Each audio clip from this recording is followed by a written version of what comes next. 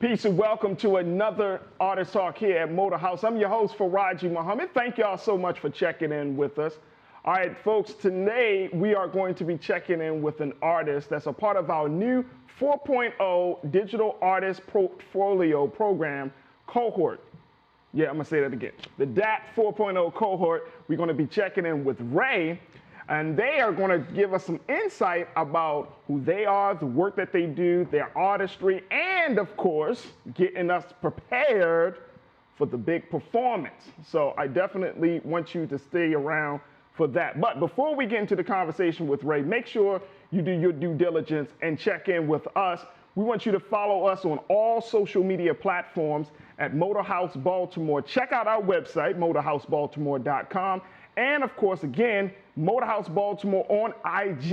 If you're not a friend of Motorhouse, then what's your problem? What is really the problem? We give you all the latest news and updates and some of the happenings of all the things happening here at Motorhouse. And we want you to be involved and to show us your love and your support. So for all of those who are supportive of Motorhouse, we thank you. If you haven't had a chance to join us on our social media platform, please do. We truly, truly appreciate and welcome your friendship. All right, folks, now it's the time for us to check in with Rae to give us some insight about the work that they are doing. And so let us, without further ado, welcome Rae to Motor House. Good evening, Rae. How are you? Hi, good evening. I'm well. Good. How are you? I'm good. Good. All right, Rae, first and foremost, let's start off with those who don't know you. All right. I mean, I know you have a social media following. Somewhat. Sure. I don't know. Like maybe for 2015. Maybe for 20, but not now. I think it's inflated. All right, well, let's start off here. How are you considering this has been a very interesting year for artists for the past year and a half, right? Yeah. This year was like the year of if you don't have your self really aligned, you were pushed in a corner to do that.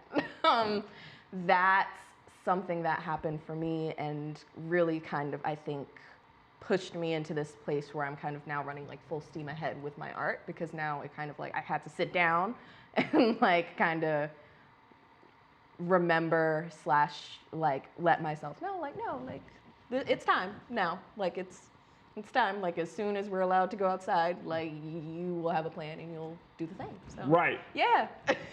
All right. So for those who may not be familiar, talk to us a little bit about the art that you do. So I am a musician and a composer. I started singing when I was a very small child. I would not be quiet. So like my parents were like, go do stuff. And they were extremely supportive of my lessons, supportive of me wanting to sing, all of that. My dad was a drummer. My parents did tech, but like since he was a drummer, he kind of understood and helped like cultivate that creativity that I had. So like I was allowed to come to his jam sessions and all that stuff. I couldn't play. Drums are not my thing, but I found my thing, and I used to always like tinker around on piano. I never was super confident about it though, because you know, I grew up, the first 10 years of my life, I was in PG County. Then I moved to Howard County for 10 years, which was a shift. And what I saw around me musically there, like kids who had been doing it since they were 3. Like there were a couple instances I know, like I was told it was too late for me to learn. I was like 15. Yes, I started playing piano at in 2016. Wait a minute, hold on, Rae, hold on, Rae. You were told, yes, as a teenager, it was too late for you to learn music. Yes, to learn how to play piano, to learn composition. And I kind of was stubborn, and I'm glad I was. And I sought out teachers, I sought out vocal teachers, and folks who could really help me figure out like how to read music. I really didn't know until I was auditioning for college, honestly. I had been in choirs since probably 3rd grade.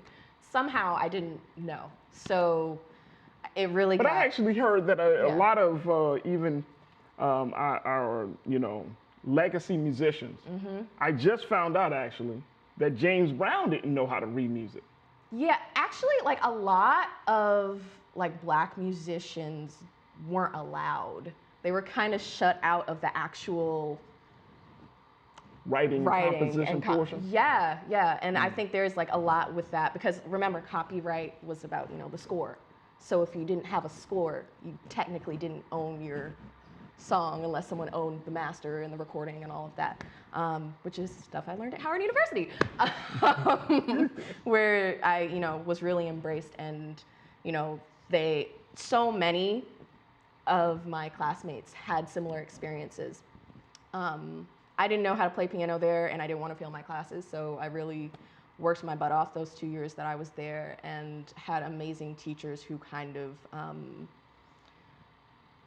were able to, if I saw they had a lesson that wasn't there, like Cyrus Chestnut was a teacher at Howard, and when he wasn't touring and just randomly gone, which was hilarious, and I'm like, I want to be you when I grow up. He was like, and his office was empty, he would let me play, and I was a novice, obviously, but he treated me as if I weren't, like as if I were one of his students, which was like amazing and not something that happens everywhere. So I was really blessed to be in that space. And then, financial things happened. Took a year off and I began teaching actually. Okay. I taught around DC privately and then started teaching in Baltimore City with a nonprofit organization called LTYC. They're great. Shout out to LTYC. Helped me through my first year of college. Or first year at Coppin, really, honestly. But I finished my degree at Coppin this year. So, and working with GBCA helped that too. So this has been actually the first space, this past several months has really been the first time I've really been able to have the resources even to dig into my music and my artistic vision the way I want to. Yeah. Like the practicing is one thing, but then making your vision, making like who you are translatable to other people. And I also do communication. So to me, I'm like hyper aware of it because I'm like, I help people like, package themselves. So for me, packaging myself, for some reason, a lot of thought, a lot of thought. But I realized at the end of the day, I didn't need thought because it was already there. And I was like, I've done all this and, thought about this endlessly for why? Okay, great. I was born with it and I just needed to step into it. And that's facts. So you stepped into it professionally around what time? Let's say 2016 really is when I started gigging around the DMV. I was singing jazz. And then I kind of veered away from that and went into education, but now I'm kind of coming back with my music, with my style, which I kind of merge jazz and neo soul and pop. Like I listened to a lot of pop growing up, a lot of musical theater as well, a lot of pop musical theater, and like they heard that when I came to Howard, and they were like, "My God, why do you sound like a theater kid? We don't need that. We need you to calm down. Like actually, like you don't have to sing the note for that long." And I'm like, "Really?" And they're like, "Yeah." And so I kind of did it, kind of successfully. And my teacher, she was right. She was like, "You don't really seem dedicated to jazz." I used to like to put on shows and stuff and like engage with other artists. I'm like, "You're right. You are. You're right. You're not wrong. You are not wrong." I'm like, I can't. I'm like, I got to figure out a way to make it mine, and that's something that's always been, just facts. Like my voice has always been, I used to think it was strange. I didn't know it was, or I used to not think it was strange, but I knew it didn't sound like other folks. But then when I went into a lot of like choral spaces and heard what was, a very, sorry, like I'm not sorry, but like kind of like a very Eurocentric standard and kind of like metric for what the voice is supposed to sound like. It didn't necessarily sound like that, but then, there was always that thing of like, we're gonna pigeonhole you into gospel, but I didn't necessarily sound like that either. Right. So people were just like, so what do you do? try to blend, please. Try to blend. Just try to blend. Create a hybrid genre. That's what I ended up doing. Okay. But, I've been blessed to be able to sing in groups and do all of that stuff. But for me, I think it actually brings me a lot of peace to be able to sit there and just talk about my truth. My music is simplistic because that's where I am right now, theoretically. I plan on building that skill and honing that muscle. But for me, I've always been a lyricist. I've always written poems. It's very important to me that people hear what I have to say, period. So right now, the words are a lot, not louder than the music per se, but for me, I'm very lyrically focused and lyrically driven. But I do like really like I want to when I do my actual album, like I want to Alicia Keys it. I want to like be a beast. And Right. I know like if I did this in 4 years to where I can accompany myself, I damn sure a few more, you know, especially being able to like afford lessons now, like that. I can't wait. Like I'm excited to grow into this. So how did you hear about this opportunity to be a part of our digital artist portfolio program? Actually, Mighty Mark sent it to my Instagram. Nice. He, you know, I've done a couple songs with him, and really, Thank you, Mark. Yeah, thank you. And he's just like really great about sharing resources and stuff. Yeah. And like I had heard from a couple other people about it too, but like you know, he was like the third person. I think I just saw it on Instagram and I was like, I don't know what this is. I'm tired. I'm gonna keep scrolling. But he like sent it to me and I was like, all right, cool. I'll make a note of that next time I post it. No, I'm sorry. Oh no. No, I'm really bad. I don't want social Oh, here's media. an opportunity. No, I didn't know it was an Who was this? opportunity. Motorhouse. No, I couldn't like. Must be a basement company. I look at my I work here, so I like I work on the third floor. So, Right. No, right. I love you, but Right. like I look at my Instagram like at 7 in.the.morning and everything. I'm like I shouldn't. By the fact that you work here, right? I didn't know y'all did this actually. I was like, cool. I like how it was upstairs, and I didn't know. That's fine. It's good. It's all right. But it was great. And when I actually read the print that was there in my face instead of just being half asleep, I was like, this sounds cool. I wasn't sure if, you know, I'm not going to say I wasn't sure if I was ready, but like I kind of, like once I thought, you know, it's a whole thing not talking yourself out of your blessings. So Can we? I just need to. I mean, we don't have a lot of time, but I need you to say that again. It is a whole thing Come not on. talking yourself out of your blessings. Which, if that's a thesis statement for this interview, come on. That's kind of been my whole career, was me doubting myself. And like recently, 2020 was me looking in the mirror and being like, no, you were born to do this and you have always been capable of this. And, you know, despite what I was told and everything, from a lot of different spaces, like, you know, I'm also queer, I'm gender transcendent. So there are like a lot of factors, there are a lot of layers, there are a lot, like, you know, even Howard, it was like, you know, the music school, it was like a lot of church musicians, which is, so I wasn't really out there for real, because I was like, I don't want to deal with that right now, because this seems like a lot, and I really just need to know these scales. And that's it, and it's just the scales, but like really not prioritizing yourself. For me, like when I started to prioritize myself, when I started to care for myself, I realized that loving myself is loving this as well, is doing this. Accepting all of yourself. Accepting all no of myself. No longer rejecting not certain settling. things. Not settling, right. For half that stuff I kind of care about, like no. So how have you been able to, you know, you're kind of growing into your own, not on just your own personality, but your own artistry. How have you been able to temper other people's voices and their expectations? Because I know that's a big challenge for a lot of artists. Yeah, it's taken me 5 years to, my visual EP is called Seven songs. I kind of looked down one day and saw that I love each and every one of them, and I don't like fluff in projects. So for me, when I saw those 7 songs, I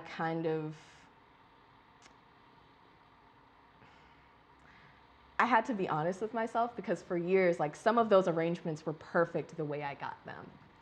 I listened to other people. I did the runaround. I did that. I did the whole, I listened to everybody's input. I did the runaround. I'm like, this doesn't fit, you know, and then like in this year of solitude, I reworked stuff. But like literally the other day, I was like, oh, this song that I wrote 4 years ago was like perfect when I wrote it. That arrangement was fine. I just remembered someone telling me, hey, you probably shouldn't play it on piano because you're not ready for that because you've never done it. But I had like practiced my butt off and everything. And it was like, you know, for me, it was, I didn't understand. I was like 19. I didn't understand, you know, the layers. Like even T-Pain the other day was, and it caught me off guard. He was like, people hate me sometimes. Some musicians really don't like me because my music is simple. And I was like, wait, that's a thing? And it was like that, like, I was like, wait, that is a thing. And like, it's something I've seen, like elitism is real, is so real. But for me, it's like, I realized that I like to listen and investigate. And after do investigation, if I don't like the outcome, I'm going to try a different way. But for me, it's really been listening to myself, like finding that center, aligning with like my divine, with myself, with my higher self, honestly, also to just kind of understand and embrace, like, no, this is your message. Yeah. You've been placed here to do this thing, to say this thing. And, you know, other people can say it, but no one's going to say it like you. Yeah. And that's not better or worse or anything, but like, I have a purpose. The music, nothing comes out without a purpose. Awesome. So yeah. Awesome. Yeah. Awesome.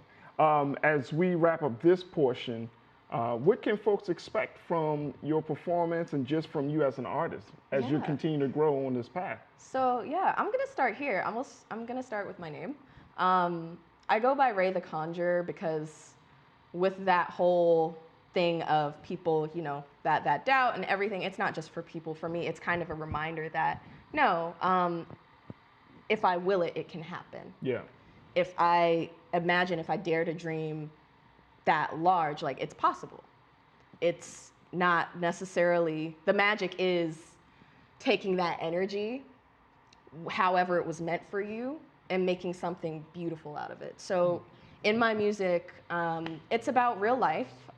It's about the intersections of like my identity personally, of surviving trauma, of healing from trauma, of having space, honestly, to grieve, because that's huge, of that understanding, you know, it's about understanding who you are and that you've had it the whole time.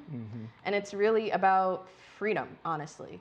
I like to make sure my audience goes on a journey. 7 is definitely going to be visually and also musically a journey of coming of age, honestly. So what you're going to hear is real life. I don't write just to write. I write because I have to. It was never something where I was like, I want to be a composer, so let's be a composer. It was, oh, I need to find a way to get this out, and I don't know how, so let me learn a way to get it out. And that's kind of what's been driving me, and that's why I know that this isn't something I'm going to put down anytime soon. So what to expect is a lot more in the coming years, because I'm still 24. I got some time to do some stuff, God willing. So I'm gonna try, you know, to keep doing what I've done with this. It took me 5 years to write those 7 songs once again. So I'm going to go live more life, and I'm gonna process it, and I'm going to make something beautiful. And hopefully, you know, yeah, people vibe with it, so. Oh, definitely, definitely. Cool. Rae, thank you so much for your time to spend, just to share with us a little bit about who you are and your artistry. Thank you. We look forward to your performance. And I want to give you an opportunity to invite people to check you out on any platforms that you may have, or where they can find you on IG and Facebook and all that. Facebook, I don't know Facebook. But like, I haven't Facebooked in a while, so don't look there.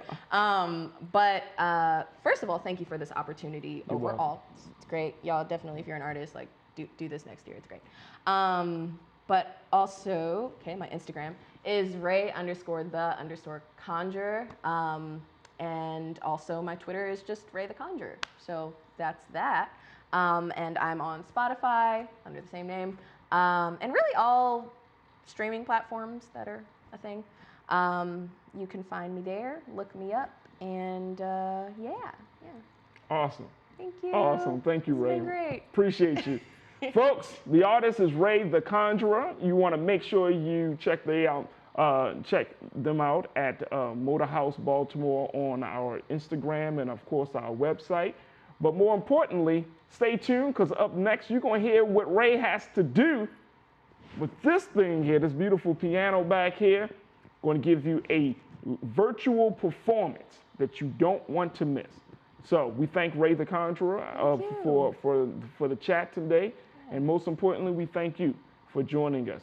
Stay tuned.